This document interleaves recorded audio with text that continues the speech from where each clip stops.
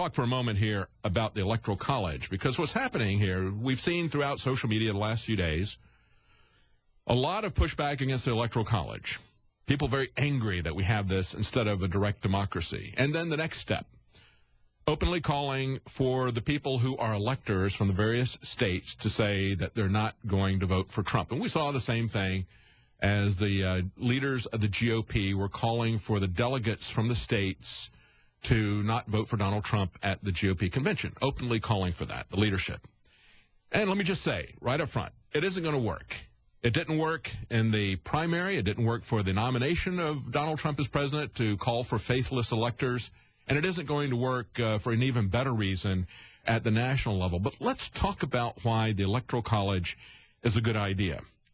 First of all, as we've all seen the map, this meme that's going around social media, and we've seen this for the last several elections, if you paint the different counties, you look at a county-by-county map of the United States, red for Republicans, blue for Democrats, and you see that virtually all of America is red from a geographical standpoint. There's only the high concentration of populations in the Northeast and on the West Coast that turn blue for the most part, and then just a few blue spots in everywhere else, and of course, Illinois as well. But other than that, the vast majority of America is red, geographically speaking. And as the meme that's going around says, look at this. Donald Trump has got better coverage than Verizon. Can you hear us now? And see, that's an important reason why we have the Electoral College, is because if you don't have something like that, then you're essentially shutting down the separation of powers that was by design.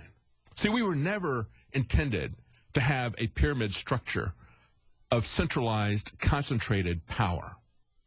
The thing that the founders of this country feared the most, and the reason they had these long debates before there's the map right there.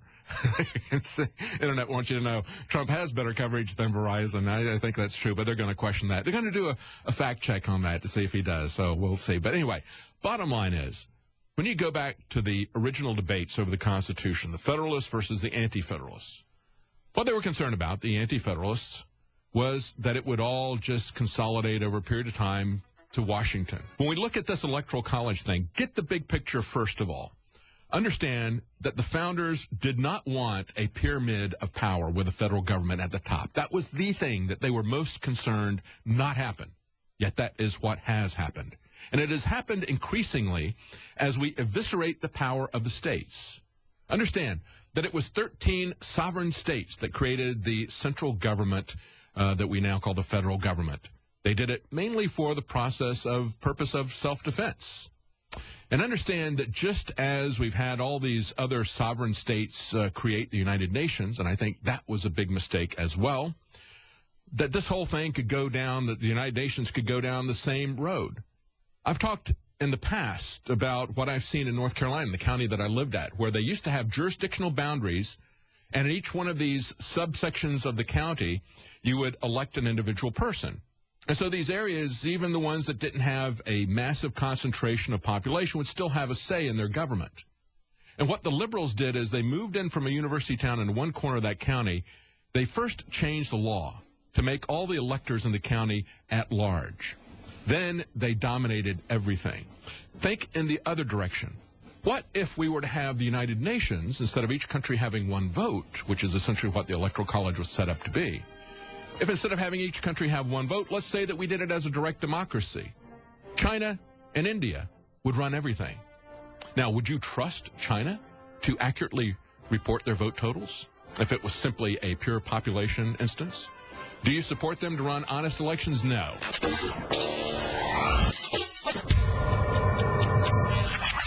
Talk show host is Alex Jones. He's a conspiracy theorist. Radio talk show host Alex Jones. Alex Jones. Jones is the wildly popular conspiracy theorist. Radio talk show host and conspiracy theorist Alex Jones. Deeply, I think, racist. I just got called racist by MSNBC. I don't want that man to have a gun. 17